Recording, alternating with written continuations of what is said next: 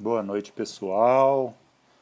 Sejam todos bem-vindos. Estamos começando mais uma live, terça-feira às 20 horas.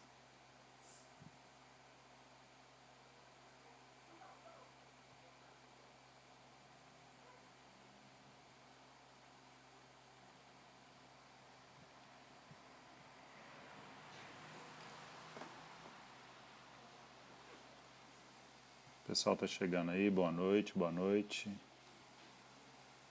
Boa noite, mãe. Te amo, viu? Seja bem-vinda.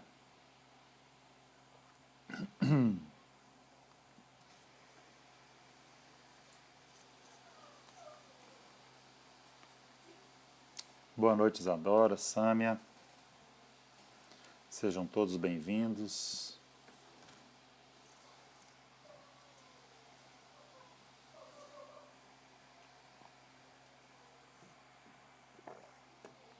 Boa noite, sejam todos bem-vindos.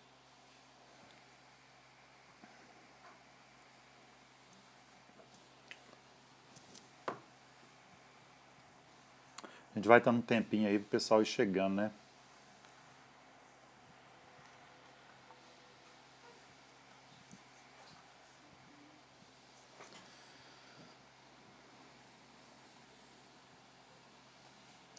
Sejam todos bem-vindos, sejam todos bem-vindos. Vamos lá, dá mais um tempinho aqui pro pessoal ir chegando, né?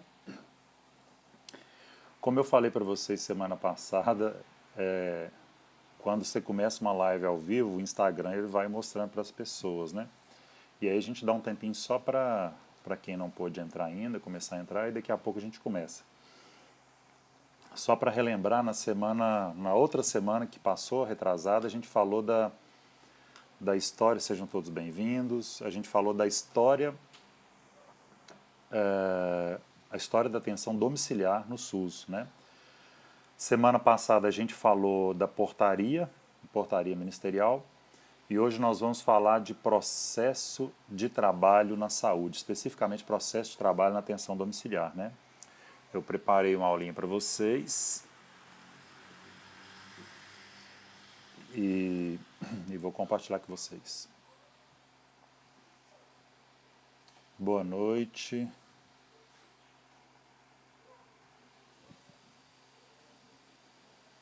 Sejam todos bem-vindos, todas bem-vindas, todas bem-vindas.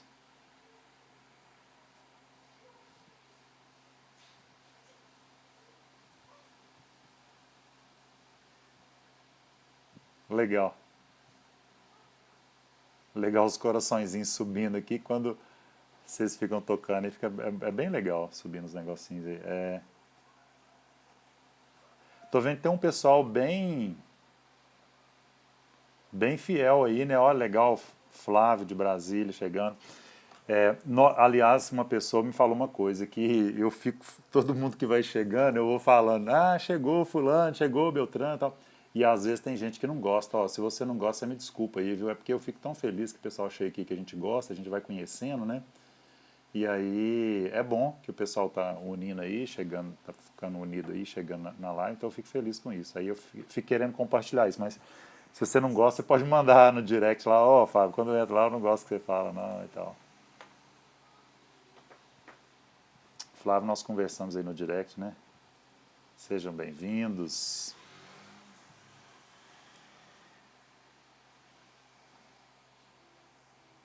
Bom, tá fechando aí uns 5 minutinhos, né, pessoal chegar, e aí eu já vou começar daqui a pouquinho, tá?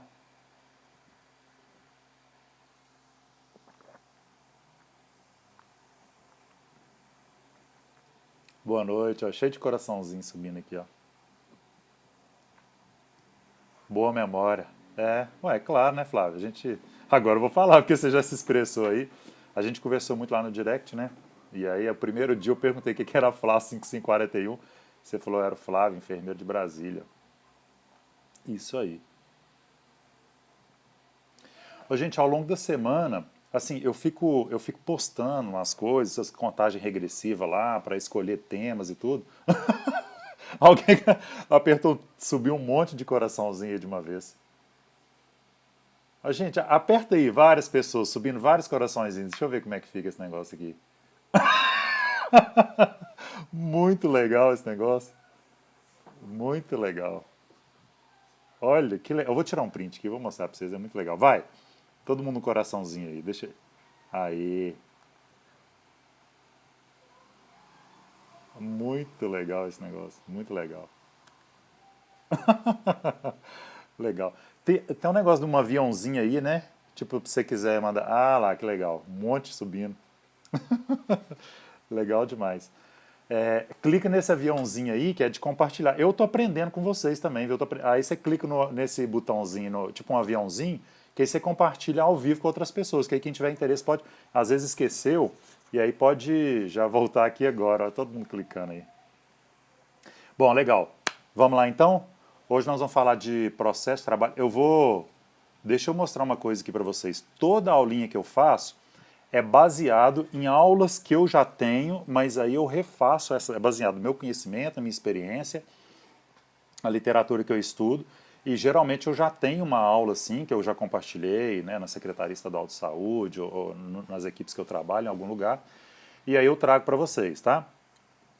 Mas aí o que eu faço? Eu sempre estudo essa aula novamente, acrescento algumas coisas, eu tiro algumas coisas que eu acho que não tem a ver aí, e aí eu venho compartilhar para vocês. Então eu sempre tenho essa aulinha feita. Nossa Deus, meu cabelo aqui. E aí eu vou compartilhar com vocês, então eu tenho estudo feito, mas no Instagram eu não consigo mostrar. Estou até pensando em alguma forma depois de compartilhar a tela com vocês também. Olha só, então eu tenho uma aula ali, ó, tá vendo? Processo de trabalho na atenção domiciliar. Então tem várias coisas ali, tem essa aulinha que a gente vai ver hoje, tá? O que é o processo de trabalho, beleza? Só para vocês saberem, não é do nada da minha cabeça, não. E também no final, né, tem a bibliografia que eu uso, tá? Bom, então vamos lá. E aí de vez em quando eu olho lá, mas a gente vai conversando aqui também. Podemos ir então, né? Bom, gente, o que é o processo de trabalho? Processo de trabalho, o nome já fala, né? É um processo que se dá em todo tipo de trabalho e profissão. Né? Então, por exemplo, um artista, um escultor, ele é uma pessoa, um profissional que tem um processo de trabalho ali que ele gera um produto. Né? Então, todos os profissionais acontece isso. E aí a gente tem os elementos do processo de trabalho. Quais são esses elementos? Basicamente, é o agente, que é o profissional, tem o objeto e tem a finalidade, né? Para o que. E aí, assim, esse agente, né? Esse agente, ele age em um objeto, provocando uma transformação nesse objeto para gerar um resultado, para gerar uma finalidade. Então, até legal, eu acho que vai ser legal compartilhar aqui também. Ó. Então é assim, processo de trabalho é um agente, ele atuando em um objeto para uma finalidade, gerar um produto. Bom, e como que é isso? Esse agente, ele se utiliza de vários instrumentos, e ali eu acho que vocês podem ver que o que eu fiz? Eu peguei os instrumentos da área da saúde ali, vários instrumentos, né? Estetoscópio, ali também tem soro, tem tesouras, tem medicamento, tem várias coisas ali. Então o agente, ele atua por meio de vários instrumentos, a gente vai falar desses instrumentos, que eles são materiais e não materiais, age nesse objeto, fazendo uma transformação com a finalidade de fazer um produto ali. Então ali, essa transformação está representada ali pelo casulo, né, que vai ali se transformar na borboleta, que é uma transformação. Bom, então isso é importante porque isso se dá em todas as profissões. No entanto, a gente aqui vai se ater no processo de trabalho na saúde. Então, o que é o processo de trabalho na saúde? Esse agente ele pode ser um profissional sozinho ou pode ser uma equipe. No nosso caso, o serviço de atenção domiciliar é uma equipe. Né? A essência do SAD, Serviço de Atenção Domiciliar, é trabalhar de forma multiprofissional, né? Interdisciplinar. Então, isso aí é inerente ao nosso serviço do SAD. Mas também tem pessoas que trabalham de forma sozinho ali no atendimento domiciliar. Ele é um agente também que vai agir usando instrumentos em um objeto. Qual que é o nosso objeto? A gente trabalha ali no domicílio e o nosso objeto aí, entre aspas, né, claro, é o paciente, e a gente quer gerar no paciente uma transformação. E qual que é essa transformação? O resultado que é a saúde, né? Vou compartilhando aí para vocês verem. Então nós somos uma equipe aqui ou um profissional que vai agir por meio de instrumentos no nosso objeto de trabalho, que é o paciente, gerando uma transformação que é um objetivo nosso, né? Como profissionais da saúde, a gente tem esse objetivo, gerar saúde para o nosso paciente, né? E muitas vezes, por que não, para o cuidador também, para os familiares que estão ali naquele contexto familiar, naquele núcleo familiar. Bom, pensando nisso, a gente tem muitas coisas para pensar dentro desse processo de trabalho, né? Os elementos que eu falei, o agente, o objeto e o produto, a finalidade. E se é um profissional único que vai no atendimento domiciliar, ou se é uma equipe. Então, cada um desses elementos é muito heterogêneo, tem muitas particularidades, né? Então, quando a gente pensa no SAD, na atenção domiciliar, o processo de trabalho, a gente pensa nisso aqui, né? Processo de trabalho na saúde. É um profissional, uma equipe, utilizando-se de instrumentos para agir em um objeto, que no nosso caso é o paciente, né? E aí, na atenção domiciliar, isso se complica um pouco mais, né? Porque quando a gente pensa assim, num escultor, que é um profissional, transformando, usando instrumentos, por exemplo, ali um formão, algum instrumento ali, um martelo para bater, alguma coisa para tirar ali um tronco de madeira, por exemplo, tem ali um objeto, um tronco de madeira, e ele vai trabalhar naquilo ali com os instrumentos dele, vai gerar um produto, ele tem uma finalidade, que é um produto, né? Trazendo isso para a área de saúde, especificamente para a atenção domiciliar, para nós do SAD, nós como equipe, então assim, a coisa já começa a ficar mais complexa. Primeiro que não é só um profissional, são vários profissionais, é uma equipe. Além disso, o nosso objeto muitas vezes não é o único paciente. Muitas vezes não. Ele nunca é único, né? O nosso objeto, ele é muitas vezes o paciente, o cuidador e a família, né? E o familiar. Então, e cada um desses, o cuidador, o familiar, o paciente, nós profissionais, cada um desses tem uma heterogeneidade, né? Uma subjetividade, uma formação, uma história de vida diferente. Então, isso torna a coisa muito mais complexa, né? Então, a gente tem que entender disso, porque se você trabalha sozinho, né, e não trabalha numa equipe multiprofissional, você toma suas decisões sozinho, baseado no que você crê, na sua cultura, na sua história, né? E aí você vai fazendo da forma como um escultor, por exemplo, ele pega um objeto ali, ele trabalha com o conhecimento prévio que ele tem, com a criação que ele tem ali, ele faz do jeito que ele bem entender para o produto que ele, às vezes ele nem sabe como vai ficar o produto, mas já tem na mente dele ali, nós não.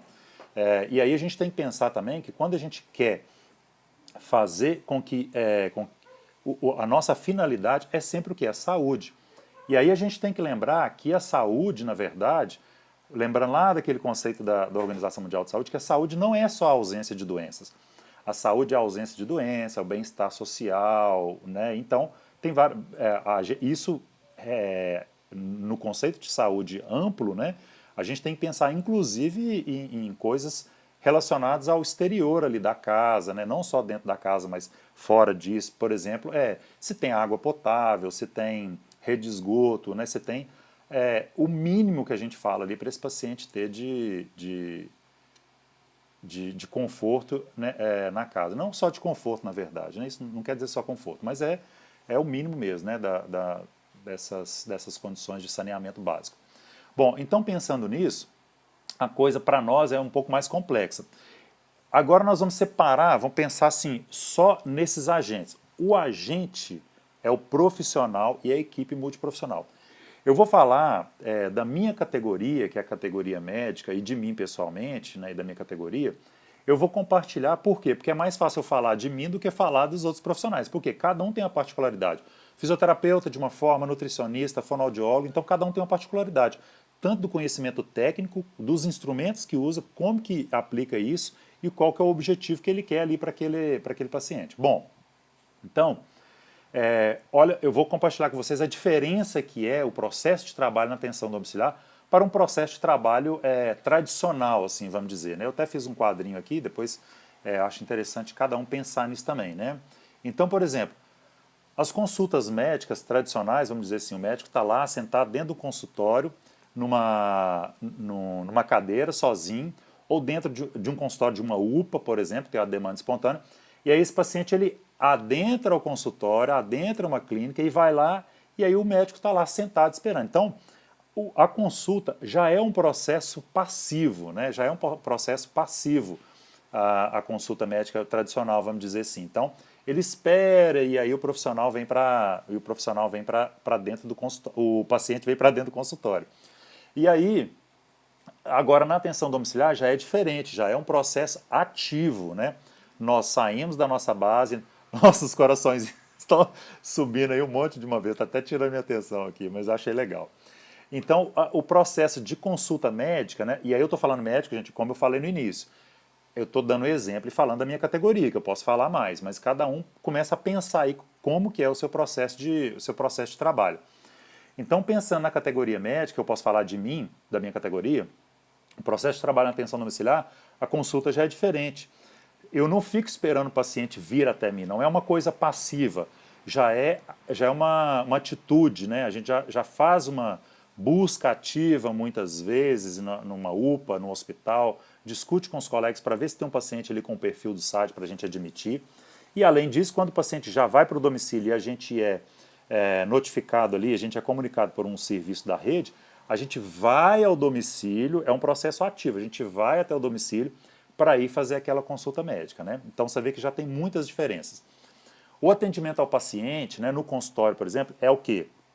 Muitas vezes o médico está ali sentado, sozinho, e o paciente vem sozinho, sem acompanhante, e é só o médico e o paciente. Então, é, o médico já raciocina, já pensa, né? E isso acontece também com outros profissionais, por exemplo, fisioterapeuta numa clínica, terapeuta ocupacional ou um fonoaudiólogo, ele tem seu raciocínio sozinho ali, ele traça um plano de cuidado ali da forma como que ele pensa sozinho e está ali diante do paciente, às vezes com um acompanhante. Já na atenção domiciliar é totalmente diferente. Quando você chega dentro do domicílio, aí você já começa diferente, porque quando você chega, primeiro que você tem que chegar até o domicílio, que às vezes é difícil, né? Questão de endereço. E aí quando você chega, você já tem que pedir licença, e aí você já tem que conhecer ali se tem cachorro ou não, tem animais. E aí você entra no domicílio, onde que está aquele paciente, qual quarto que ele está, como que ele está. Ele tem uma imobilidade, a imobilidade dele é parcial, é total, restrita ao leito, esse paciente ele é comunicativo ou não.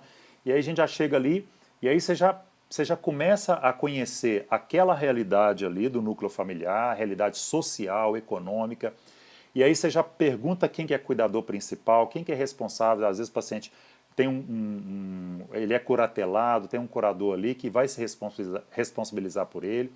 Então assim, e além de você conhecer o cuidador, que o cuidador às vezes ele é um cuidador familiar, que não é remunerado por isso, ou às vezes ele é um cuidador familiar que às vezes a família ali remunera ele de alguma forma, às vezes é um cuidador remunerado que não é familiar, que não tinha nenhum vínculo e que foi contratado para isso, e tem ali cachorro, televisão ligada, filhos, netos, sobrinhos, então assim, é um ambiente totalmente diferente.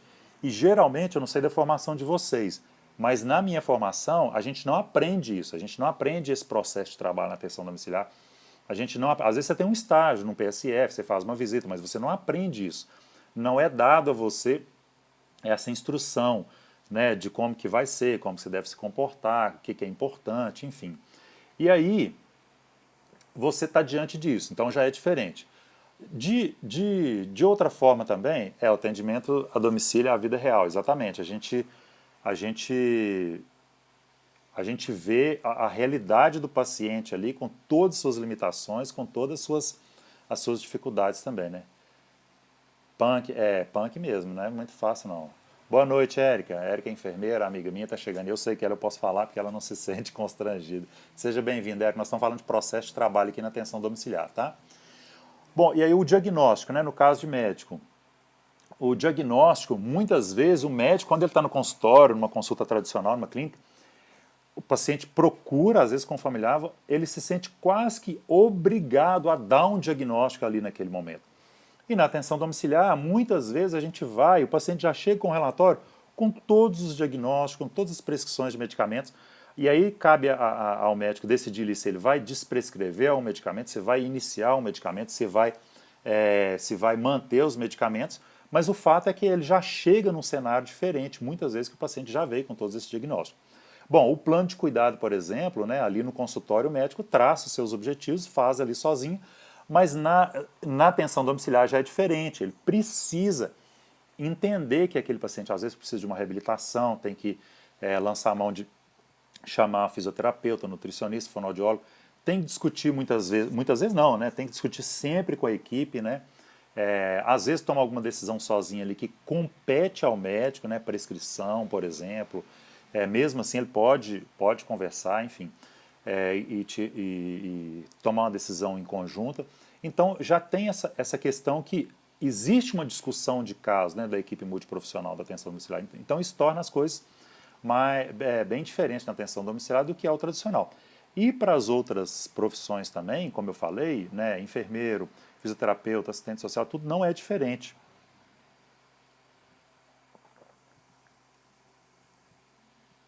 Não é diferente. Bom, então, como eu disse, na atenção domiciliar, o profissional e a equipe, né, ela passa por tudo isso, vai lá no domicílio, entende todo aquele contexto, utiliza-se dos instrumentos que eles têm ali para poder, a gente vai falar desses instrumentos agora, para poder agir nesse paciente, e aí não é só agir no paciente, é agir no entorno do paciente, no núcleo familiar, na ajuda que é de um vizinho, ou de um cuidador voluntário, de um familiar mais responsável que sai para fazer as coisas, o outro é um cuidador direto ali para troca de curativo, enfim. A gente entendendo tudo isso, a gente utiliza dos instrumentos que a gente tem, né? Instrumentos materiais e não materiais, vou mostrar para vocês, ó. Tem vários ali, tem até a referência que eu utilizei, né? E aí sim, os instrumentos materiais é o de prática que a gente usa ali, a gente, assim, esfigmo, esteto, termômetro, tudo isso são materiais, coisas que a gente usa para poder fazer dados vitais, né? A gente lança mão de exames, coleta de sangue, de urina, para também poder para fazer exames, então tudo isso são instrumentos materiais. Aí a gente usa de instrumentos para poder fazer curativo, enfim, tudo isso é material. Agora, os não materiais, isso é muito interessante, gente. A gente tem que entender que, principalmente nós da atenção domiciliar, a gente trabalha muito com esses instrumentos não materiais. O que seriam esses instrumentos não materiais? Instrumentos não materiais são instrumentos, por exemplo, são os saberes, as ferramentas de natureza intelectual, por exemplo, né? E aí é muito importante a gente pensar o seguinte, que esses instrumentos não materiais, vou mostrar para vocês que tem que ter uma listinha lá, ó, saberes, ferramentas, natureza, de natureza intelectual, né? Mas é importante saber que não é só da equipe do profissional que existe esses saberes. É também da família, é também do cuidador. Às vezes é um cuidador que é técnico de enfermagem, que já tem muita experiência, ou um enfermeiro, ou às vezes tem ali um fisioterapeuta contratado, né? E aí esse profissional que não faz parte da equipe, ele também traz os saberes dele, ele também traz os recursos, tanto materiais como não materiais também, né? Então isso é muito importante saber, que não é só o nosso saber. E aqui eu quero fazer um parêntese, que é o seguinte, muitas vezes nós, imbuídos e cheios da nossa prepotência, ou do nosso conhecimento e da nossa arrogância, nos vendo como agentes transformadores do objeto para ter a finalidade de saúde, melhorar, dar qualidade de vida para esse paciente, a gente chega com todo o nosso conhecimento e quer impor, e muitas vezes não ouve, não quer ouvir, ou não ouve, ou finge que ouviu, né? Escuta ali, ouve, mas não dá atenção, não faz uma escuta ativa daquele paciente. Então eu vou contar um exemplo. Uma vez, a gente chegou, isso há alguns anos atrás, a gente chegou no domicílio, e aí era uma paciente idosa com uma lesão crônica no membro inferior, e aí a gente conversou com a filha tinha, a irmã, na verdade, que cuidava dessa paciente, ela tinha uma dificuldade, assim, de formação mesmo, de estudo, né? Mas era uma pessoa que estava se dedicando. E aí, a gente foi ver o curativo. Bom, vamos ver a lesão. Abriu a lesão, a gente explicou o que era o SAD e tudo. E aí, quando a gente viu, a lesão estava assim, 50% com esfacelo, 50% com tecido de granulação, mas estava uma lesão, não estava uma lesão muito bonita. E aí a gente chegou e aí, né, eu discuti com a enfermeira, a gente propôs fazer o uso do hidrogel.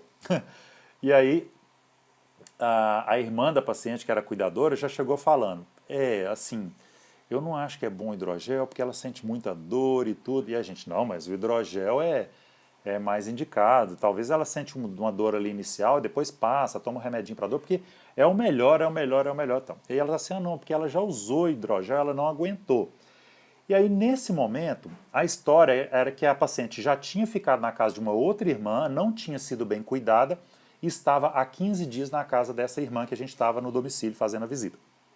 E aí, eu percebi naquele momento que a enfermeira queria, de qualquer forma, fazer as indicações dela, colocar o curativo, e eu inicialmente também queria. E eu comecei a perguntar mais a cuidadora, a irmã. Né? Eu também queria, não, preciso de usar o hidrogel e tudo. Aí eu falei assim, vou dar uma atenção maior para essa senhora. E aí a cuidadora, eu falei com ela, me conta onde que ela estava. Ah, estava na casa da minha irmã, estava muito ruim a lesão, e eu trouxe ela para casa, já usou hidrogel, já usou petrolato, já usou várias coisas, já usou e não melhorou. Ah, o que está usando agora? Ah, está usando isso, eu acho que era sulfadiazina de prata. E aí eu falei, ah, tá. E melhorou? Ela falou, não, melhorou muito assim. Como que estava antes? Aí ela tinha todas as fotos. E aí ela me mostrou realmente as fotos, a mesma paciente, claro, eu vi lá as fotos.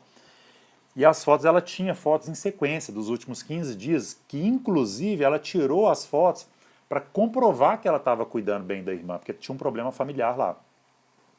E aí eu vi que assim, realmente a ferida tinha melhorado muito. Então, a gente tem que entender que o familiar traz aquele conhecimento ali de prática, muitas vezes, não é de teórico. É claro que assim, os extremos, né, pessoal? A gente estrume de cavalo numa ferida, né? Estrume de vaca, de boi. Tem umas coisas esdrúxulas que a gente vê que isso é claro que a gente não vai permitir, vai orientar, conversar. Mas, por exemplo, quando se trata de uma sulfadiazina, né, com a indicação certa, da quantidade de dias certo, ou um outro, eu nem lembro se era sulfadiazina, mas um outro que está dando certo, por que você tem que impor o seu olhar? Por que você tem que sair da casa com o sentimento de que você é melhor e com o sentimento de que você precisa impor o seu conhecimento, né, o seu saber técnico, né? Então, naquele momento, o que a gente falou? Não, então ótimo, vamos deixar do jeito que está. E aí, nesse dia, eu aprendi isso e eu sempre trago isso para as visitas, né? É o que eu aprendi com um professor meu, que eu trago para mim, que é o seguinte: não importa muito o santo, o que importa é o milagre. O que a gente quer não é o bem do paciente, né? Então não importa muito se é o médico, se é o enfermeiro, se é o cuidador. O que importa é que o paciente está bem, está melhorando, né? Claro, como eu falei, tirando as coisas esdrúxulas, assim, as coisas que realmente são contraindicadas, né?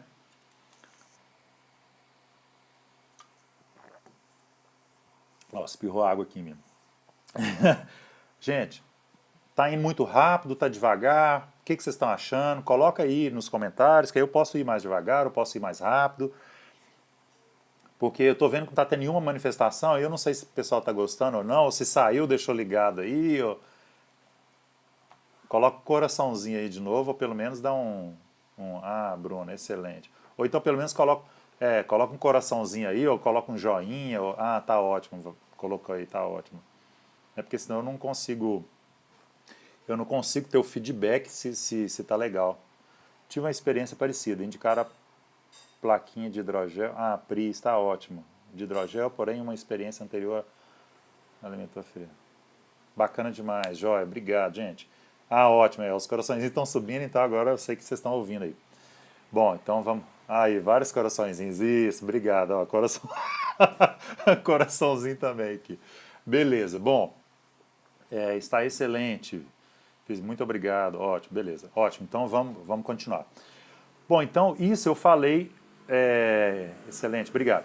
Então isso eu falei o quê? Da equipe, né, lá dentro, e para a gente dar valor a esse conhecimento não material que o cuidador traz, o familiar traz, tá? Então, falando desses instrumentos, uma coisa que eu queria deixar para vocês aqui, gente, né, que é muito, muito, muito, muito importante, eu não sei se vocês já estudaram, se vocês têm, assim, costumam falar sobre isso, discutir sobre isso, que são as tecnologias, né? E eu vou falar para vocês. Bom, nós temos vários tipos de... Muito bom, toda a realidade que a gente vive, que vivemos, jóia.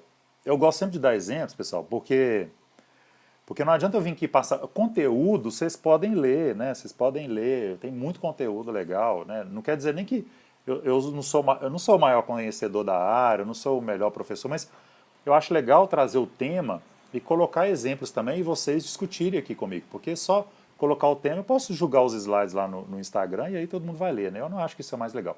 Mais legal é a gente estar junto, unido e discutindo e conversando e eu compartilhando minhas experiências, vocês também compartilham aí depois, tá? Bom, então, a gente tem três tipos de tecnologias, né? A gente tem tecnologia dura, leve dura e tecnologias leves. O que é isso? As tecnologias duras são os instrumentos, né, materiais, né? Por exemplo, você tem um aparelho de tomografia, né, que vai lá um instrumento, um aparelho de tomografia, isso é só que é altamente tecnológico, né? As imagens que a gente vê ali, tudo. Então isso é uma tecnologia dura.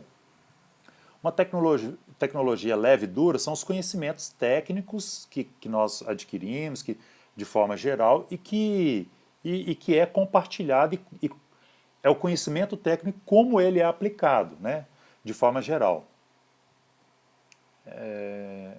Obrigado, e o pessoal está colocando nos comentários aqui. Ótimo, obrigado. Agora, a tecnologia leve, o que é? A tecnologia leve é a coisa que eu acho mais interessante, mais legal, assim, para a gente que trabalha na atenção domiciliar. Muitas vezes a gente valoriza as coisas que são altamente tecnológicas, né? Um aparelho ali de última geração, de colocar ali para ver a veia e fazer a punção. É um laringoscópio que faz uma laringoscopia, que vê uma imagem bacana e aí você não faz intubação às cegas, né? Você faz ali um PET scan que você vê a funcionalidade por meio da captação da glicose ali e você vê células cancerígenas ou não, ou de outras doenças. Então, assim, essas coisas tecnológicas, né? Há uma tomografia 3D. Essa semana passada a gente foi na casa do paciente que teve um traumatismo raquimedular e a gente viu lá uma tomografia 3D que eu estava compartilhando com o pessoal. Tudo. Então, essas coisas parece que saltam aos olhos, né? A gente, historicamente, talvez um dia a gente pode falar nisso, historicamente, a área da saúde, né, medicina, a gente começou a valorizar muito isso. Muito as questões tecnológicas, a tecnologia dura, né? A gente valorizou muito isso, valorizou muito instituições também como o hospital e a concentração de tecnologias dentro do hospital. Mas uma coisa que eu acho que a gente tem que pensar é valorizar muito essas outras tecnologias, né? A tecnologia leve, dura e a tecnologia leve. E o que é essa tecnologia leve? Que é uma coisa muito subjetiva. Além de ser subjetiva, trazendo para a nossa realidade da atenção domiciliar, nós temos vários profissionais trabalhando simultaneamente, trabalhando juntos. Então, cada um, né, o que é a tecnologia leve? São as relações um com o outro, com o paciente, é o jeito, é a atitude própria de cada um, é a subjetividade de cada, de cada pessoa, né, de cada funcionário.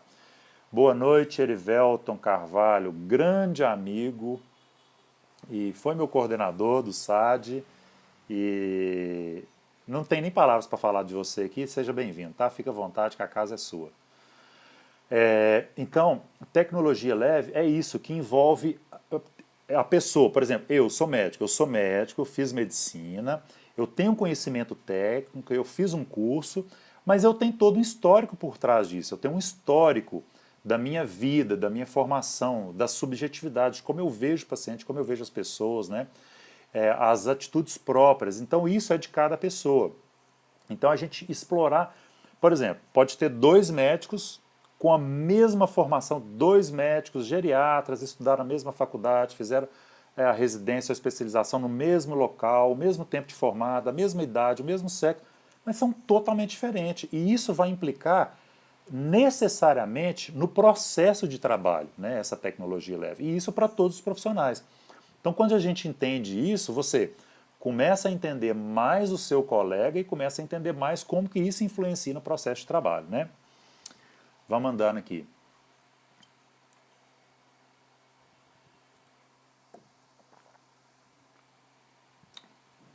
A honra é minha, Erivelto, seja bem-vindo. Se você quiser falar aí, você pode complementar aí também. Quem quiser, né? Fica à vontade. Bom, então falando, é o diferencial de cada profissional. Isso, a Bruna, enfermeira, colocou aqui, isso mesmo. É o diferencial de cada profissional, né, com histórico, a formação e tudo. E aí a gente falou do profissional. Lembra que a gente falou do agente, do objeto e do produto, né, da finalidade. Então, o agente, nós profissionais e equipe, e aí a gente pega um paciente. Gente, o nosso paciente da atenção domiciliar, ele é muito heterogêneo, ele é muito heterogêneo. Por exemplo, a minha equipe, que é uma equipe, uma imagem clínica, a gente pega de paciente jovem, a gente não atende criança, mas a gente pega de paciente jovem, adolescente, às vezes, 17, 18 anos, até idoso de mais de 100 anos. Eu já atendi vários idosos com mais de 100 anos. Então esse paciente é muito heterogêneo. Não só na saúde, não só na idade, mas a gente pega esses pacientes muito heterogêneos na idade e nas condições crônicas de saúde, por exemplo. Às vezes você atende paciente que não tem nenhuma uma doença, não é hipertenso, nem nada. Você já pega uns que já é polipatologia, tem mais de 5 doenças, né? 5 ou mais doenças. Daí você pega um que não toma nenhum remédio, o outro já toma 12 remédios, né? Uma polifarmácia excessiva. Além disso, você pega paciente que tem muito apoio familiar, outros já não têm, e aí dá um trabalho danado para o assistente social também, né? Para nós e para o assistente social. Você pega paciente que tem uma condição, mesmo trabalhando no SUS, e mesmo trabalhando às vezes no SUS e na periferia, porque como é o meu caso, a gente pega pessoas com condições financeiras boas, assim, né? Não é rico, milionário, mas usuário do SUS que tem uma condição bacana, assim, que consegue às vezes contratar um cuidador. Mas você pega pessoas, como eu atendi na sexta-feira, que não tem nem condições de higiene e vive em condições subhumanas, que aí a gente tem que, é uma coisa que eu vou falar, né, que faz parte do processo de trabalho, a gente tem que acionar a rede, acionar o CAPS, às vezes o paciente psiquiatra, é, acionar assistente social, acionar o posto, às vezes acionar a UPA, esse paciente está com uma hipertensão em casa. Então, assim, o paciente ele é muito heterogêneo, de todos os pontos de vista, né? Social, né, econômico, de condição de saúde, de moradia, né? Então, assim, esse paciente ele é muito heterogêneo. E aí, além disso, quando a gente fala do paciente, além de ter esse paciente muito heterogêneo no domicílio, na atenção domiciliar, e aí, gente, eu até comentei no vídeo lá que quem fosse profissional, profissional que não necessariamente trabalhasse no SAD ou numa empresa de atenção domiciliar, mas que fizesse visita domiciliar e trabalhasse particular, essa aula ia ser legal também para isso, né? Por exemplo, eu faço atendimento particular como médico, a especificidade do SAD, da equipe, ela é muito grande, é muito heterogênea, mas para a gente, às vezes é até melhor, porque como você tem colegas, você compartilha, você está inserido numa rede, e aí você aciona os vários pontos da rede, mas o profissional, por exemplo, particular, que vai sozinho, aí já é uma dificuldade maior. Você tem que saber lidar com isso, tem que entender que quando ele chegar lá, ele não sabe o que ele vai encontrar muitas vezes, se é a primeira consulta, a primeira visita, por exemplo. Então, além de entender que o paciente é heterogêneo, tem que entender, né, que existe ali, por exemplo, alguém que vai cuidar do paciente, se for um paciente que não é autônomo, né, que não consegue fazer suas atividades de vida diária básicas ou instrumentais sozinho, então ele precisa de um cuidador. E não só o cuidador, e aí envolve a família também, né? Tem paciente que tem empregada, tem um ou dois cuidadores, revezam os plantões, tem um familiar que é responsável por comprar as coisas, enfim. Tem vários ali, várias nuances e muitas variáveis que você tem que aprender a lidar com isso, né? Por isso que na atenção domiciliar é muito complexa essa visão que a gente tem que ter, né? Você não dá para chegar lá e olhar assim, eu vou ver esse paciente que tem essa doença, que toma esses remédios. Não. Né? Por exemplo, eu já cheguei em casa, em domicílio, primeira visita, admissão, SAD. Chegou a equipe. Paciente idoso, internação recente, tinha acabado de receber alta. Eu até já contei isso algumas lives que eu fiz com o Alexandre de cuidados paliativos. Chegou com uma receita grande, com uns 9 ou 10 medicamentos. A receita estava perfeita, estava bonita. Bem feita, a posologia, a dose, tudo certinho. Era digitada, não era escrita, dava para ler, tudo assim, perfeita, a prescrição perfeita. Porém, e aí eu sempre tenho por hábito pedir a última receita, e eu não peço só a receita, eu peço todos os medicamentos para conferir, a gente sempre confere. ou eu, ou a enfermeira, ou nós dois juntos, e aí a gente sempre confere. Todos esses que estão na prescrição estão aqui, e além desses que estão na prescrição, tem algum outro que ele toma? E aí a gente faz, né, dá aquele apanhado geral para ver. E aí o paciente era um paciente idoso que precisava dos cuidados e o paciente não enxergava, ele tinha perdido assim, 90% de um lado da visão e do outro lado 80%. Então ele, assim, ele não conseguia ler porque não enxergava. E morava só os dois, o casal, os dois idosos. E a cuidadora era idosa, era a esposa dele.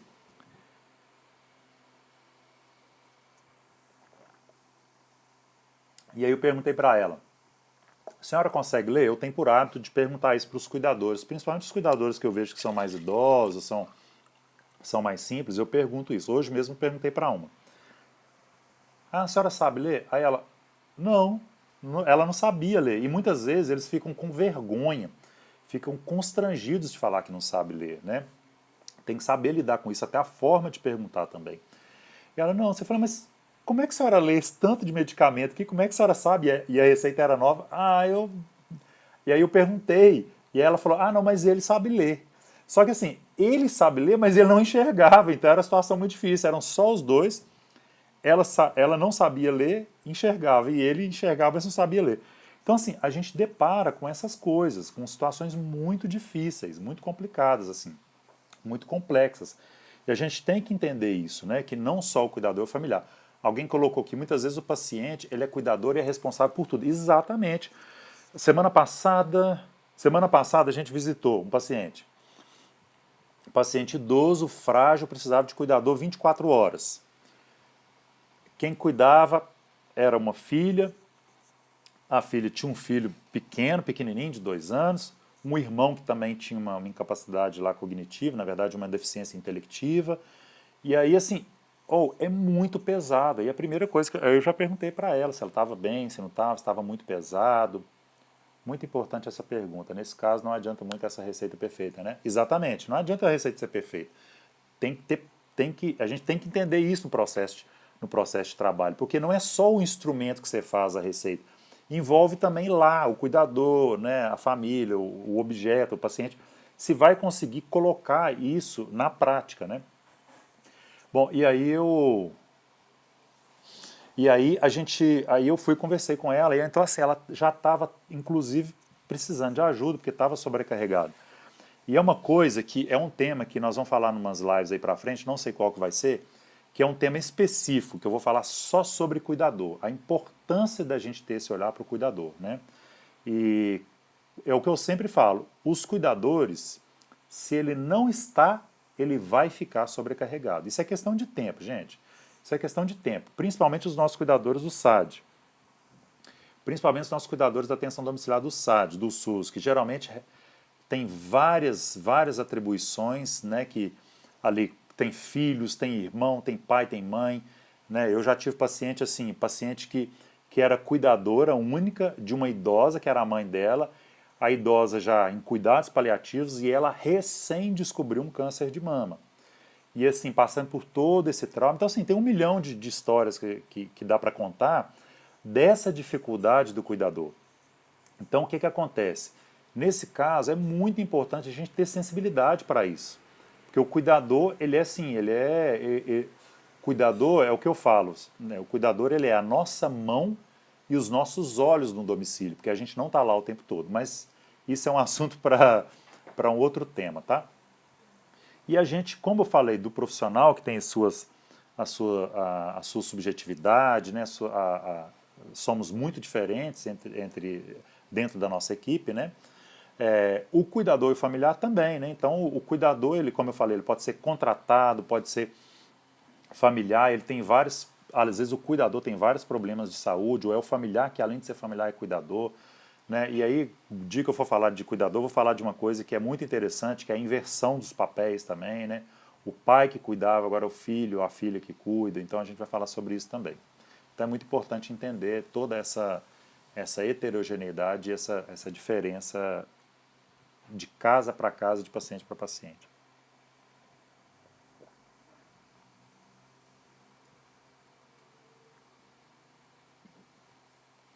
Exato, por isso que o atendimento domiciliar é bem mais demorado que o atendimento no consultório, é mais complexo. Exatamente por isso. E aí é legal porque a gente vê que em casa, assim, eu acho isso muito legal, porque é em casa que a saúde acontece de verdade. A saúde que eu falo assim, esse processo de trabalho na saúde. É em casa que a medicina, a enfermagem, a fisioterapia, que acontece de verdade, né, na realidade. Que é a realidade nua e crua ali. Por quê? Porque é muito comum a gente receber os pacientes que vêm da UPA ou de um hospital, ou mesmo de um atendimento ambulatorial, paciente que vai no centro de especialidade, é, vai no centro de especialidade consultar com algum especialista e ele volta com algumas orientações, com algumas condutas que a gente fala, gente, não foi nem conversado com a família. Não foi nem conversado, porque se tivesse sido conversado, tivesse sido perguntado, ia entender que não tem a mínima condição daquilo ali ser implementado naquele contexto familiar, né? Bom, como é que tá aí? Tá muito rápido? Tá dando para entender? Quer fazer algum comentário também? Fica à vontade aí, gente. Eu tenho que parar de vez em quando tomar água, porque aí a garganta vai doendo.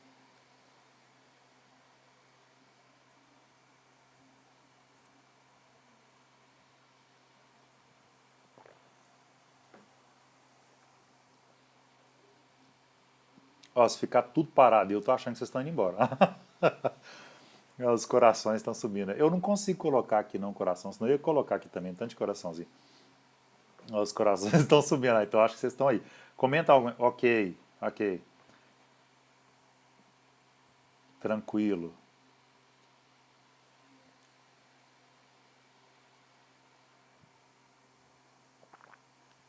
Show, pode continuar, está tranquilo. Ótimo.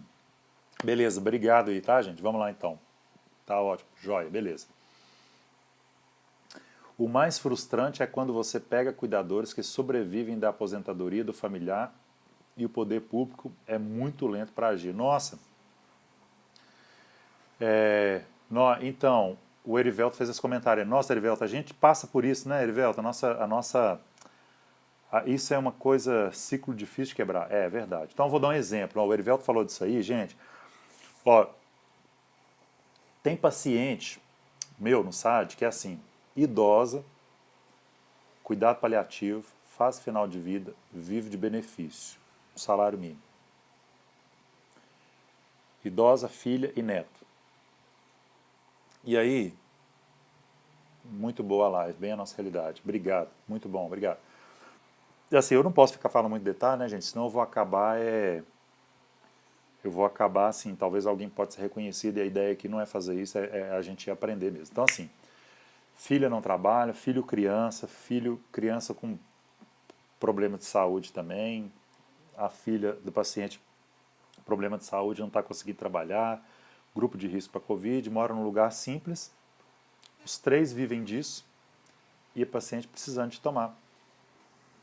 Fazer uso contínuo de morfina, uso de fralda e várias outras coisas. A sorte é que precisando de oxigênio, mas o município é rápido em oferecer o concentrador de oxigênio. Então isso é uma coisa que é legal.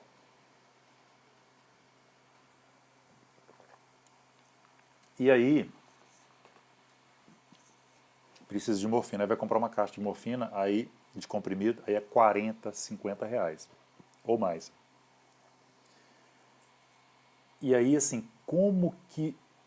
Não vou nem falar viver, como que sobrevive com uma condição dessa? Sendo que, como o Erivelto falou, a gente sabe, né? Eles estavam até lá com os pedidos. A gente sabe que se fizer o pedido para a farmácia, pelo menos aqui em Minas, né? Farmácia de Minas, o Estado, a Secretaria da. Mas aí você tem que fazer um tanto de papéis, a pessoa tem que sair, tem que ir lá, ela não pode sair porque não pode deixar a mãe sozinha.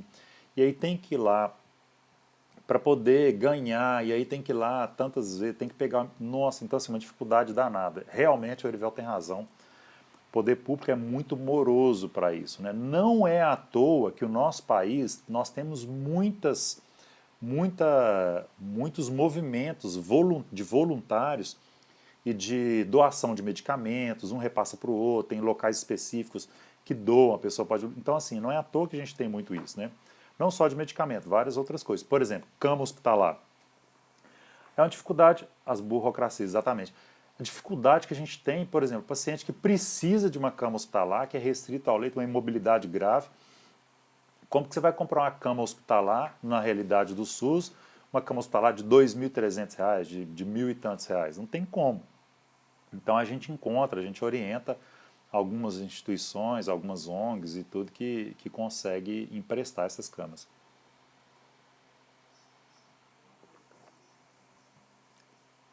Não só cama, né, gente? Suporte de soro, cadeira para banho, cadeira de roda, andador, e são infinitos aí, né? Bom, então vamos lá. Eu vou compartilhar essa tela aqui com vocês, ó. Então, quando a gente pensa no processo de trabalho, quando a gente pensa no processo de trabalho na atenção domiciliar, a gente falou do profissional, a equipe, e aí a gente pensa que o profissional e a equipe nós estamos atuando, né, por meio de vários instrumentos. Nós estamos atuando no paciente para provocar, né, para ter um produto que é a saúde do paciente, melhora da qualidade de vida e tudo. Aspirador, nebulizador, isso aí. Está comentando aqui. E aí, só que a gente tem que lembrar que a gente não age só no paciente, a gente age também no cuidador familiar, e isso é muito importante, a gente ter esse entendimento de que a gente age no cuidador familiar para também gerar segurança para o paciente. Né? Por quê? Não é incomum a gente ver um cuidador que tem muita boa vontade, mas o paciente já mora num local que tem muitos riscos, né? A gente já visitou, por exemplo, a gente teve um paciente que morava num barranco, que o barranco ele era um paciente restrito ao leito, que estava já fase final de vida, cuidado paliativo, e morava num barranco, a gente subia, e o barranco já tinha caído assim, próximo da parede da casa deles, próximo, inclusive estava cheio de lonas, assim. Então você pensa, nossa, que dificuldade desse paciente, dessa família. Conversando com eles falaram que assim, vivia com medo de não amanhecer ali, né, de cair tudo. A Defesa Civil já tinha ido, já tinha falado com eles, mas eles não tinham para onde ir. Isso é uma das coisas, né? O ambiente é essa, mas o ambiente intradomiciliar tem muitos objetos e muitos móveis, ou da forma como que a escada é projetada, ou se tem ou não rampa, a forma como que é a cama, se tem ou não grade. Tem um milhão de variáveis que você precisa de colocar ali, você precisa de entender para orientar o cuidador, porque isso é um produto também. A nossa orientação, os instrumentos que a gente usa, que são instrumentos, como eu falei, não materiais, você precisa ensinar o cuidador, você precisa orientar, você precisa, além disso, você precisa de ter uma comunicação efetiva. Porque uma das coisas que a gente precisa de usar para o paciente, principalmente para o cuidador familiar, é uma boa comunicação. Porque nós, a equipe, a gente tem o nosso conhecimento técnico, a gente tem a nossa experiência, mas a gente tem que traduzir isso para o cuidador, porque o cuidador que vai se apropriar dessa informação, ele vai se apropriar daquela informação e vai colocar na prática, né? Então não adianta você só chegar lá e falar assim, faz isso, faz aquilo, não. É o que eu falo. Não adianta a enfermagem, ou o médico, ou qualquer pessoa chegar lá e falar assim, tem que fazer mudança de decúbito de 2 em 2 horas, viu? A maioria das pessoas não sabe o que é mudança de decúbito. Não sabe. Então, se você não chegar lá e falar assim, tem que virar de lado, desse lado, depois daí 2 horas vira para esse lado, depois vira para o outro. E na hora que você for voltar, não vira para esse não, volta lá para o primeiro que está mais descansado. Se não for assim, eles não vão entender. E aí, o nosso produto, né, o que a gente almeja, que é melhora da saúde, melhora da qualidade de vida, ou cicatrizar uma ferida, a gente não vai alcançar isso, né? Então a gente precisa de entender que no nosso processo de trabalho, o cuidador e o familiar, eles são essenciais nesse processo. Eles são essenciais. E para que eles consigam fazer de forma adequada o papel deles, é obrigação nossa, viu gente? Isso a gente não faz porque a gente é bonzinho. É obrigação. Se você trabalha no SAD, seja você médico, enfermeiro, fisioterapeuta, você tem por obrigação ensinar, orientar com uma linguagem acessível para que esse cuidador possa aprender. Você não tem que, não é obrigação do cuidador ter formação técnica, não é obrigação dele entender linguagem técnica, é obrigação sua sair do seu salto, sair do seu pedestal, descer, não descer no sentido pejorativo que a pessoa é pior, não é isso, mas é descer ao nível de entendimento que ele consegue entender e se fazer ser traduzido, né, vamos dizer assim, reconhecido e se fazer ser entendido por essas pessoas, pelo paciente, pelo cuidador e pelo familiar, tá? E isso é muito importante porque a gente vai só não conseguir, a gente não só vai conseguir atingir os objetivos de dar melhor qualidade de vida e saúde para esse paciente, mas também a gente vai evitar iatrogenias e muitas outras coisas, né? Tem inclusive uma cartilha do Ministério da Saúde.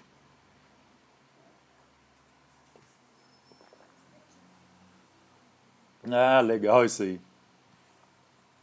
Comunicação, a tecnologia leve e mais dura. Bom, e aí, como a Samia colocou aqui, a comunicação é uma tecnologia leve, mas é mais dura. Dura assim, é difícil, né? Realmente. Sempre perguntar se está entendendo, exatamente. E também não só perguntar se está entendendo, uma coisa que eu faço muito é o quê? Depois eu vou retomar ali o raciocínio da cartilha que eu falei. O que eu faço muito? Hoje mesmo eu fiz isso.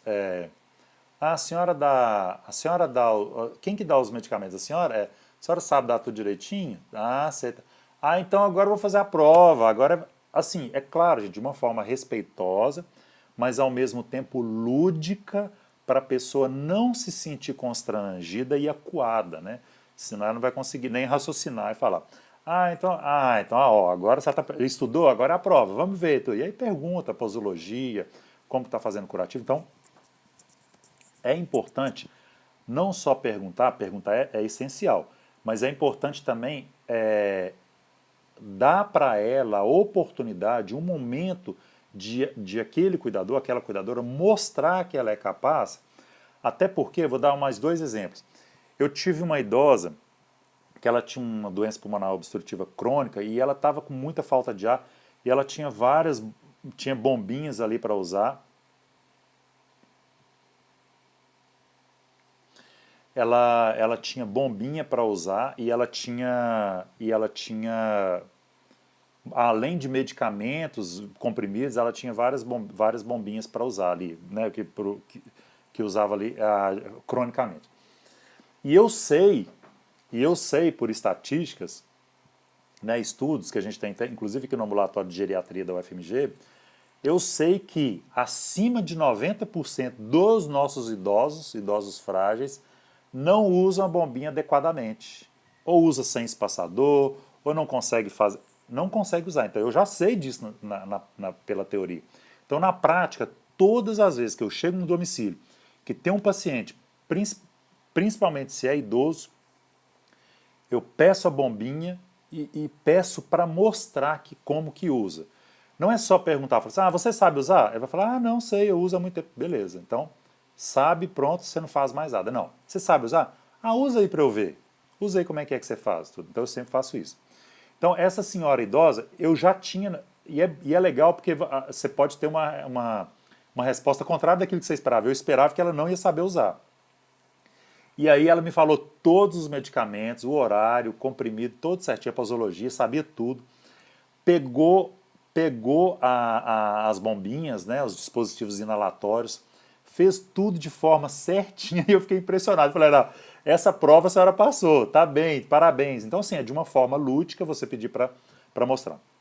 Uma outra situação, estava no domicílio, o paciente idoso, restrito ao leito, com traqueostomia, e aí perguntei à filha, você sabe aspirar? Sei, eu já aspiro ele há muito tempo. E eu tenho uma fisioterapeuta, amiga minha, que veio cá e me ensinou e tal. Eu falei, não, beleza, você pode aspirar pra gente ver? Porque aí se precisar de alguma coisa, a gente, né, te ajuda e tal.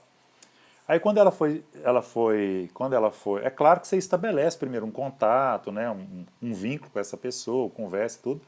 E a pessoa tem que saber que você está ali para ajudar, não para cobrar ou para mostrar o erro. E aí quando ela foi fazer a aspiração, tinha vários detalhes, várias coisas importantes e significativas que ela não tinha aprendido e que ela não estava fazendo. Aí a gente ensinou, falou como é que fazia e tudo. E aí, assim, ela aprendeu. Então, importante, além de perguntar, também pedir para fazer para gente. Vocês vão ter grandes surpresas, viu? Se vocês começarem a fazer isso, eu faço sempre. Eu peço para mostrar. Vocês vão ter grandes. Tem gente que é muito convicta. Não, eu sei, eu faço há muitos anos isso aqui. Ah, não, ótimo, beleza. Ah, você pode mostrar aí, por favor? Como quem não quer nada, vocês vão ter grandes surpresas, positivas e negativas. Bom, então falei ali, vamos para frente.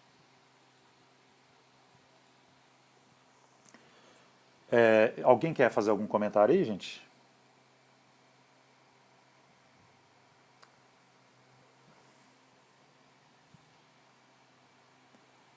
Quando crescer, quero publicar artigo na área de atenção domiciliar igual o Laerte. Quem não sabe, Laerte é um amigo meu. O Laerte ele é fisioterapeuta, muito experiente em ventilação mecânica na atenção domiciliar. Uma das pessoas que mais contribuiu nos últimos anos com a atenção domiciliar. Cara, muito legal. A gente deve muito a ele. Eu aprendo muito com ele. A linguagem acessível é de extrema importância, mas encontramos muito profissional que não consegue entender isso e acaba dificultando o nosso vínculo com a família. Concordo plenamente.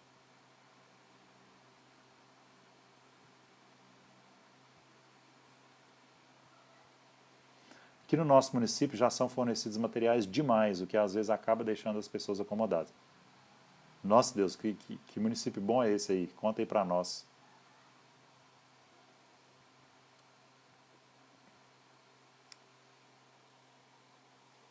Um dos grandes motivos de grande importância da assistência social na equipe. Já fornecem orientações que minimizam um pouco essas dificuldades. Eu concordo plenamente. Eu acho que o assistente social ele é imprescindível para o SAD, né? É imprescindível. Tanto quanto o médico, quanto o enfermeiro, quanto qualquer outro profissional.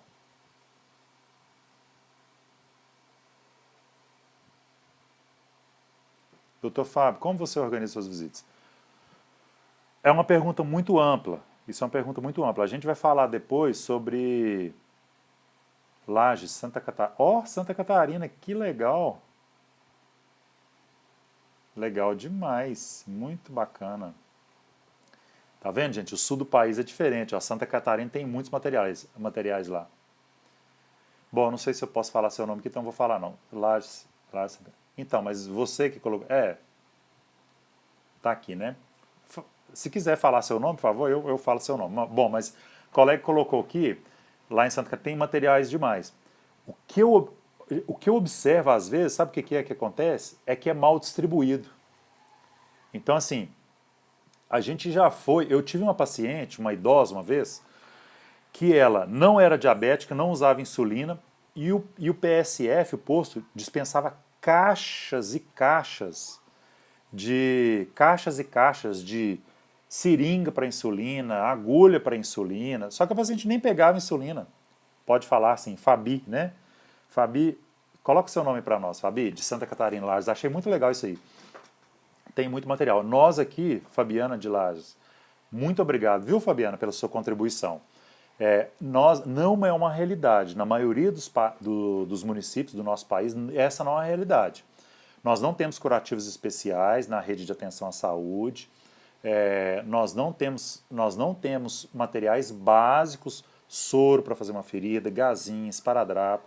Verdade, Fábio, uns ganham demais e não dão valor, exato. Mas o que eu vejo muito também que acontece é a má distribuição e organização desses materiais, né? Então, assim, eu já tive paciente que você chega lá, o paciente tem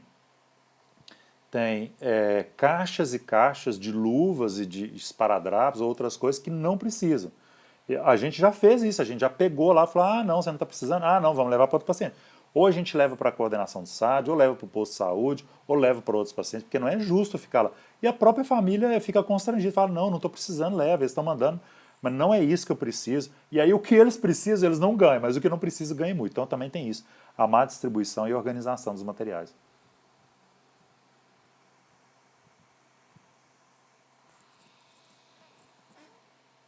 Ah, legal. A Sueli é.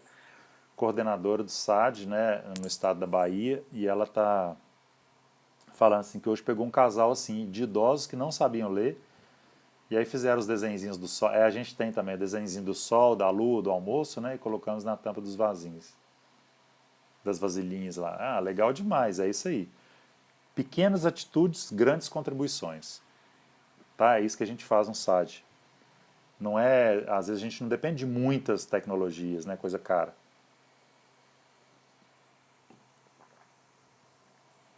Vou dar um outro exemplo aqui que eu acho que pode. Vou dar um outro exemplo aqui.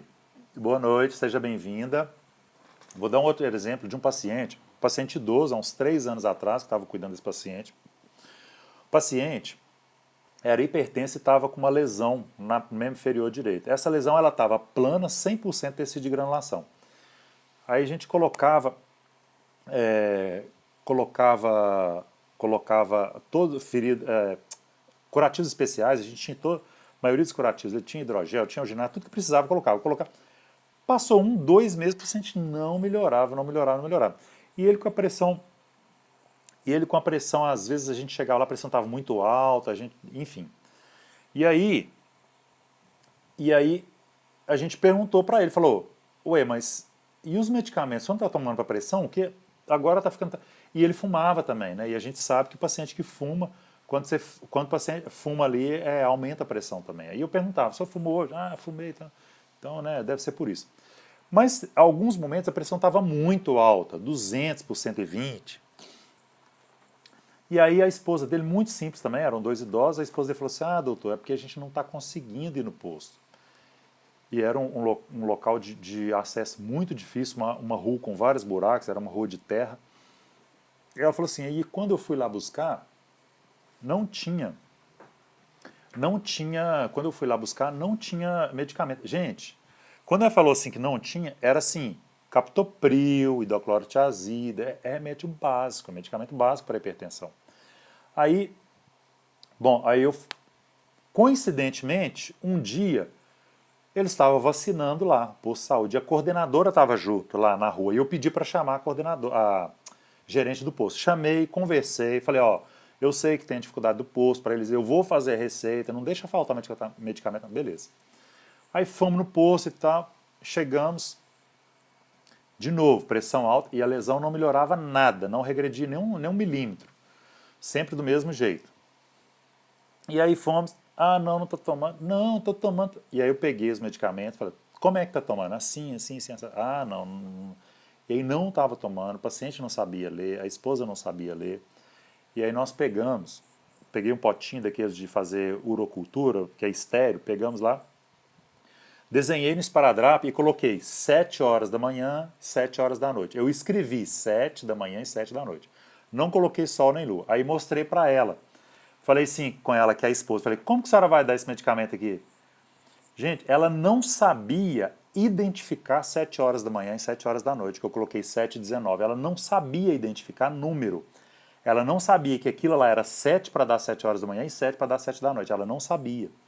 E aí eu fui, desenhei o solzinho e desenhei a lua. Falei assim, ó, tá vendo esse solzinho aqui? É para dar de manhã, solzinho para dar a lua. Beleza. Deixei a receita, eu sempre refaço. E ele começou a tomar o remédio certinho nos horários. E aí a pressão começou a normalizar, ficar na faixa de normalidade para que ele precisava.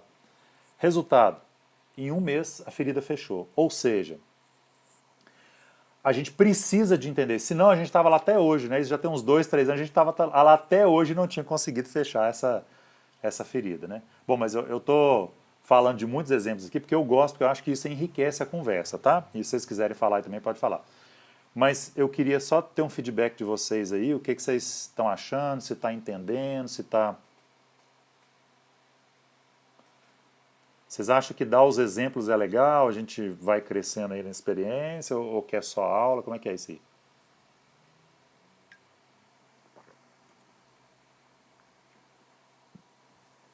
Ó, deixa eu falar a verdade, eu perguntei para vocês se querem só aula, quer dar exemplo. Eu não devia ter feito essa pergunta, porque eu não vou fazer aula só com aula, eu vou dar exemplo e vou falar da experiência. Eu não dou conta de fazer sem isso, não. Os exemplos são mais didáticos e efetivos, com certeza, amo exemplos. Tá. Legal, Celilo, ótimo. Lidiane, o ideal era termos uma farmacêutica clínica sempre na equipe para ajuda nessas orientações, interações medicamentosas e diluição para ação nasentérica. Concordo perfeitamente. O problema é que eu já tive uma discussão no bom sentido, com uma amiga minha que é farmacêutica aqui no HC, no Hospital das Clínicas, ela é especialista em geriatria, gerontologia, e aí o problema é que assim, eu vejo, estou fazendo uma crítica construtiva, que eu vejo que os próprios farmacêuticos não se apropriaram disso ainda, né? Aí o farmacêutico começa a ir para o Instagram, começa a ir não sei para onde, vai para outro lugar, aí ele quer ter o consultório dele para fazer a consulta lá, mas ele não se apropria. Às vezes ele faz parte de uma equipe, está no município, tem a oportunidade de ajudar e aí ele não consegue se apropriar aí disso, da consulta clínica farmacêutica, da atuação do farmacêutico. No Hospital das Clínicas a gente tem isso e, assim, e é fantástico. Né? Paciente que tem um RNI ali, que a gente não está conseguindo chegar na faixa terapêutica, e aí a gente pede para fazer uma consulta com o farmacêutico, ele dá orientações, vê as interações medicamentosas, né? Então eu não tenho dúvida, viu, Lidiane, né? Lidiane, concordo plenamente, né? Essa questão da sonda nasentérica, eu já pedi uma consulta também, já pedi para fazer um protocolo. Muitas vezes a gente não consegue, né? Esses, por exemplo, medicamentos em cápsulas, né? A indústria farmacêutica faz ali em cápsulas, porque, claro, tem um princípio ali, né? De passar pelo trato gastrointestinal ali, em algum momento isso vai se dissolver, que tem que ser uma quantidade certa, que ele vai sendo liberado, enfim, a gente sabe disso, mas não, a indústria farmacêutica muitas vezes não tem interesse de fazer ali diferente, ou pensar numa estratégia diferente, né? Por exemplo, medicamentos líquidos para sonda nasentérica, né? Mas eles ajudam muito, tá? Realmente. Os exemplos nos mostram uma realidade que vivemos também. Tem medicação que é incompatível com a administração por sondas de alimentação. Exatamente. Gente, a Sâmia. Posso falar, Sâmia? Já comecei a falar, né? Eu falo, depois eu pergunto se pode. Aqui no SAD de Minas Novas, até doses individuais são feitas para os pacientes. Nossa, que chique, hein? Bacana, legal demais. Em Patos de Minas temos esse profissional e tem nos auxiliado bastante. Ó, que legal. Patos de Minas, né, Natália? É um SAD relativamente novo. Eu acho que vocês são da habilitação da habilitação do final de 2019, começou em 2020, né? Gente, o pessoal que começou em 2020, tiveram vários municípios que foram habilitados no final de 2019, que começaram exatamente na pandemia. Esses colegas nossos espalhados pelo Brasil afora estão passando muita dificuldade para começar exatamente na época da pandemia. Então, nessas lives aqui, manda lá para eles, manda no grupo lá de SAD que você tem, manda para tem uma live lá, se estiver ajudando, é claro, se estiver boa, se não tiver, aí você não vai mandar, claro. Então tem muitos colegas que estão passando por dificuldade mesmo, né? Estão assim, aprendendo várias coisas que muitas de nós já sabemos. Na verdade, esse é um objetivo de eu fazer essas lives, tá? Que tem muitos SADs novos que entraram agora e que estão passando por muita dificuldade. Então eu queria que essas pessoas também tivessem acesso.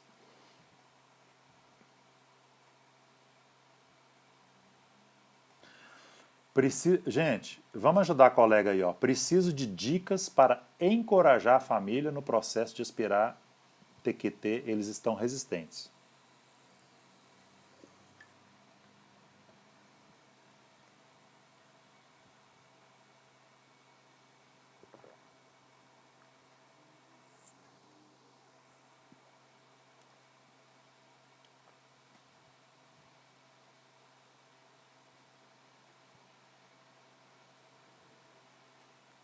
Natália, é isso mesmo, começaram em março de 2020. Olha, melhor live. Eu vou dar um print aqui, ó. Com melhor. É legal, né? Porque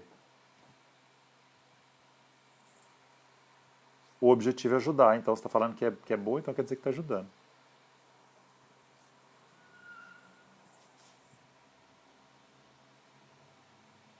Bom, então eu vou dar. Eu acho, assim, não vou falar de dicas especificamente, mas eu acho que o que pode ajudar na questão da traqueostomia lá. Pessoal, estão vendo aí agora?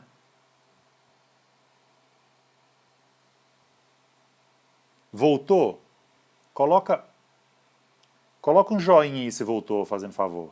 Dispara os corações aí para eu ver, por favor, se vocês estão vendo. Me perdoa aí, mas aconteceu alguma coisa na minha conexão aqui que parou.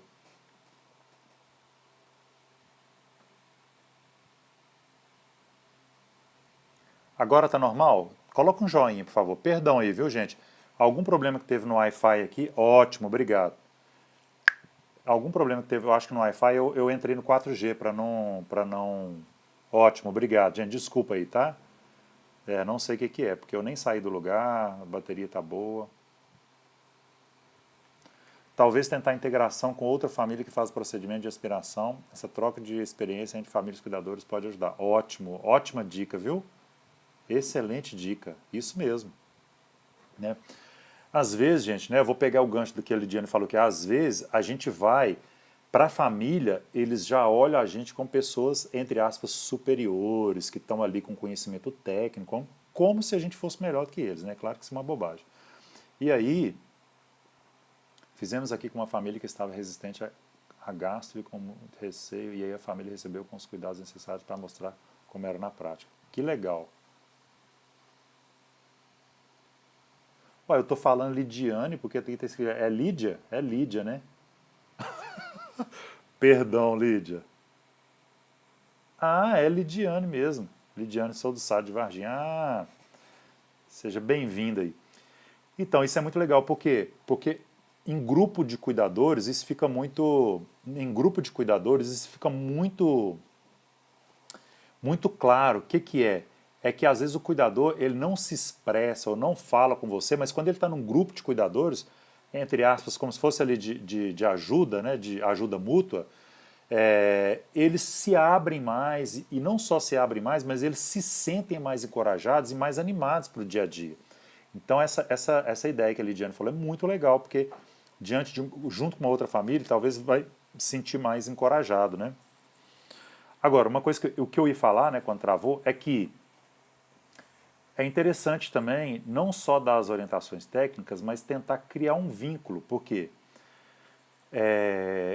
às vezes o vínculo maior do cuidador não vai ser com o médico, não vai ser com o enfermeiro, às vezes vai ser com o técnico, né? Ou às vezes vai ser com o fisioterapeuta. Se for com o fisioterapeuta tá ótimo, né? Que aí vai ensinar de forma bem tranquila ali a aspirar. Mas às vezes é com o técnico, e às vezes o técnico pode aprender, né? Às vezes ele já sabe e aí ele pode ajudar ali. Então tem muito isso do vínculo também da pessoa se sentir. Às vezes vai aquela visita, a primeira visita ali, na admissão, aí vai médico, enfermeiro, técnico, aí a pessoa não... Mas depois, quando for, por exemplo, só o técnico de enfermagem, às vezes já se sente mais à vontade, né? Mas gostei muito dessa dica aí. Pessoal, vamos caminhando aqui para o final da nossa live, tá? O que eu quero compartilhar com vocês é isso aqui. Antes disso, eu queria falar o seguinte: processo de trabalho não é só isso que eu falei, tem várias coisas envolvidas, mas o processo de trabalho aqui eu falei de forma resumida para a gente entender as nossas complexidades e que é diferente trabalhar no SAD, né? Processo de trabalho também envolve os protocolos organizacionais, protocolos clínicos, né? Protocolos de organização de serviço, organização do serviço dentro da rede de atenção à saúde, os fluxogramas, quando o paciente vai para tal lugar, como que ele vai, né? Transporte e protocolos clínicos também, como acompanhar um paciente em anticoagulação, como fazer um procedimento da enfermagem, do médico. Então, tudo isso está envolvido dentro do processo de trabalho. Porém, não é o escopo da nossa aula aqui, não é a intenção ficar falando, porque isso aí, cada SAD, cada município vai fazer os seus protocolos organizacionais, seus protocolos clínicos, né? Então, verdade, ele se abre mais com a gente. Ah, legal. Então, cada um vai fazer. Então, por isso que eu não fiquei falando disso, mas eu sei que isso faz parte também do processo de trabalho. Bom, para terminar,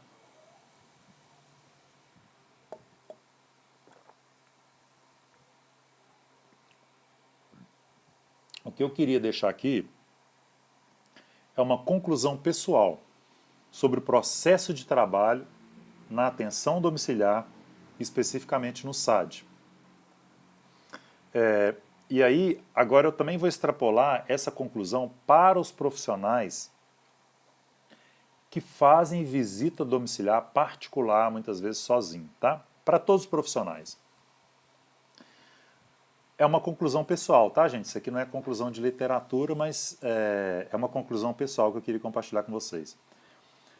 Diante desse processo de trabalho, de todas essas complexidades e de todas essas variáveis que a gente falou, é preciso ter um perfil de profissional do SAD, da atenção domiciliar, né? Da atenção domiciliar, e não só da atenção domiciliar do SAD, mas da atenção domiciliar AD1, que é da atenção básica do posto de saúde, mas também da atenção domiciliar, das visitas domiciliares desse paciente, desse profissional que vai, né, de forma particular e vai sozinho. Então, na minha opinião, tem que gostar de gente, tem que gostar de compartilhar conhecimento, tem que gostar de compartilhar experiências, tem que gostar de ouvir, tem que gostar de trabalhar em equipe, no nosso caso, no SAD, mas mesmo o profissional que vai no domicílio fazer uma... Mesmo profissional que vai no domicílio fazer uma consulta, uma visita sozinho, ele não consegue ajudar um paciente sozinho e uma família. Ele vai precisar em algum momento de outros profissionais, né? Então precisa gostar de trabalhar em equipe, precisa orientar, ensinar, precisa gostar disso, de orientar, de ensinar, de informar, precisa gostar de fazer a sua linguagem, a sua comunicação ser acessível, né? Precisa de ter paciência para as limitações, não só do paciente, mas as limitações da família, limitação do cuidador, né? Se não for assim,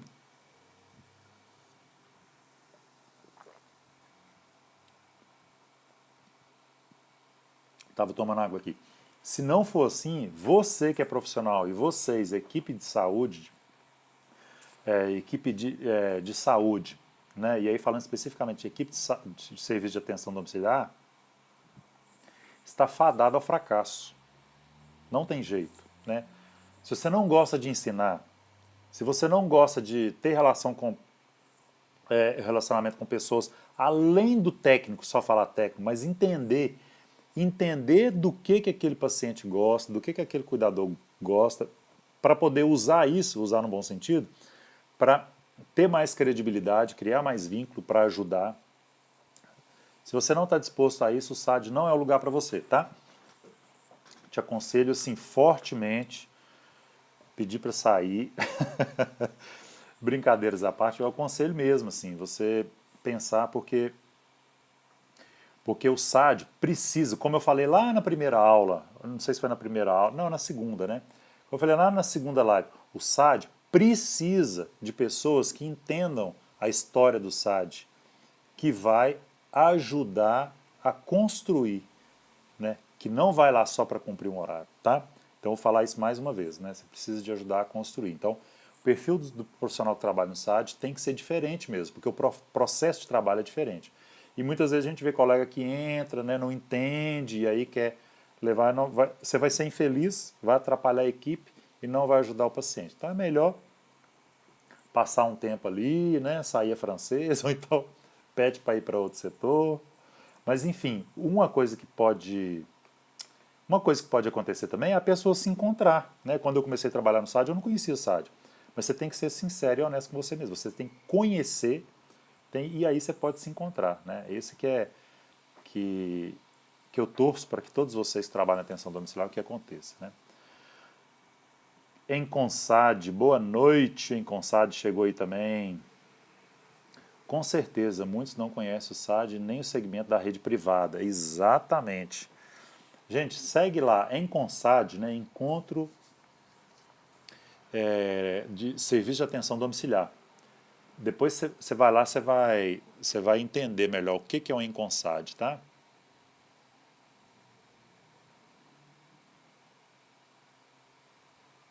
Exato. E entender que também cuidamos do cuidador. Exatamente, né? Nós, sem os cuidadores, somos quase nada, né? Isso, ser sadiano é um dom. Exatamente.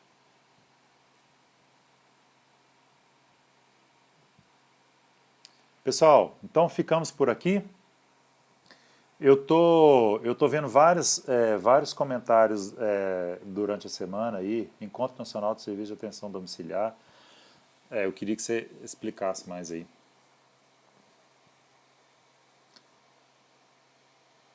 O ano passado eu até participei de uma palestra, né? A gente fez uma palestra lá da linha de cuidado do paciente, o paciente sair do hospital e para ir para casa. Enfim, a gente falou várias coisas lá, não vou entrar em detalhe aqui. Mas o Enconsad tem várias programações e faz encontros anuais, né? Esses encontros, o primeiro foi, se eu tiver errado me fala, mas o primeiro foi em 2008, foi aqui em Belo Horizonte, eu participei. Depois teve em outras cidades, e aí foi itinerante, muito legal isso. O Encontro Nacional de Serviço de Atenção Domiciliar é para SUS, para serviço suplementar, particular, né, privado. E então ele vai itinerante, né, em vários locais. Infelizmente, em 2020 não foi possível ser presencial, mas foi online, né, pelas videoconferências. Mas foi bem legal. Vão lá, gente, no Enconsad e no Instagram e segue lá, bem legal.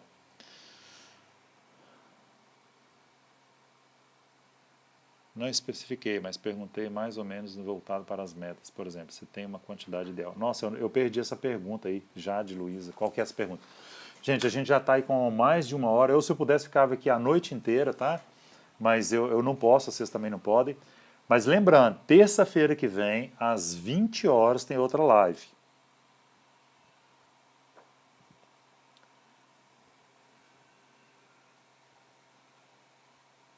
Não existe tempo de permanência de média. Não existe isso definido, tá?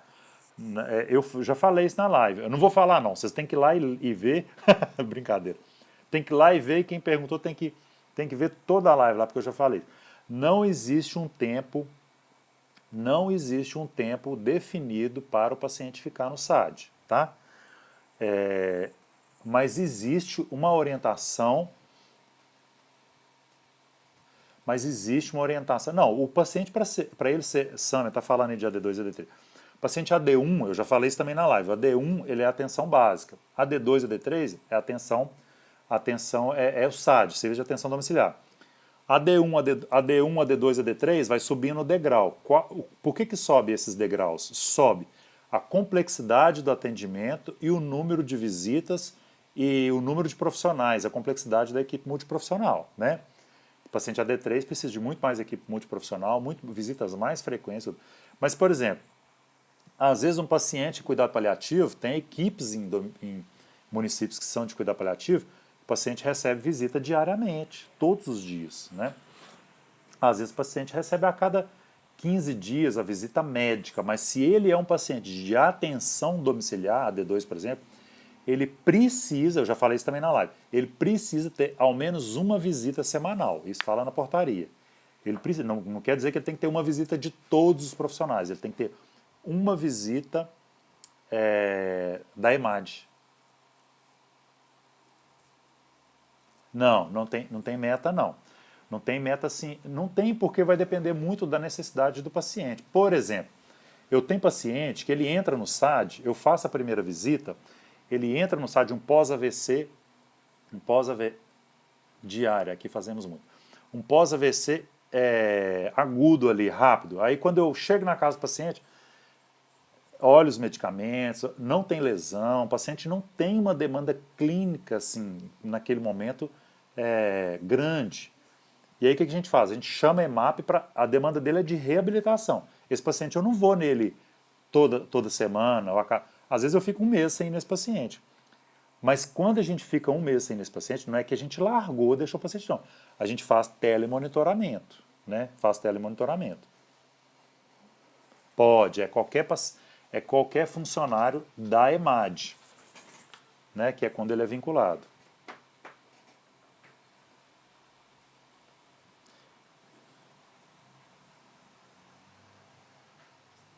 Não, depende, né? A visita médica aí depende do serviço. Se o serviço falar assim, não, vai ter visita médica todo dia, você pode bancar isso, mas aí você diminui essa possibilidade de fazer busca ativa, diminui sua possibilidade de fazer treinamento, diminui sua possibilidade Não só médico, né, gente? Estou falando médico porque foi a pergunta. Diminui sua possibilidade de admitir outros pacientes, né? Você pode estabelecer, por exemplo, que a visita vai ser quinzenal, médica, né? Até para dar uma orientação para a família. Mas lembrando que isso pode, em algum momento, estender, pode ser mais, porque teve algum problema, teve pacientes com demandas mais agudas e você não pôde ir, ou pode antecipar, o paciente teve uma demanda, não, eu tenho que ir lá e foi, e aí você pode adiantar isso. Isso não tem problema não, tá bom? Gente, então boa noite, muito obrigado aí pelos comentários, muito obrigado pelos comentários aí. Eu queria deixar bem claro para vocês que quando vocês vão comentando e dando ideia para outros colegas, eu aprendo também. Então, eu estou aqui também no intuito de aprender. Igual esse que a Lidiane falou, que eu achei bem legal, que eu aprendi também. É orientar, falar com outros familiares, né, para poder. Isso é bem legal, viu? Beleza? Então, gente, vamos compartilhar aí com o pessoal que trabalha na atenção domiciliar, o privado, sim, com a equipe. Com a equipe. Ah, deixa eu só fazer um comentário. Perguntou aqui, a educação permanente você comentou que faz no domicílio. E também com a equipe? Não, educação permanente. Nossa, que agradecemos. Obrigado. Eu faço sempre, todos os dias eu faço, eu estou com a equipe no domicílio, eu sempre oriento alguma coisa, falo alguma coisa, algumas coisas ficam repetitivas, enfim, mas eu sempre falo. Eu sempre falo, sempre oriento, né? Isso aí é educação permanente. Aproveitar a problematização daquele momento para poder ensinar alguma coisa, né? Isso eu sempre faço. Além dos treinamentos que a gente faz mesmo, separa um dia para fazer lá e tudo, enfim, né?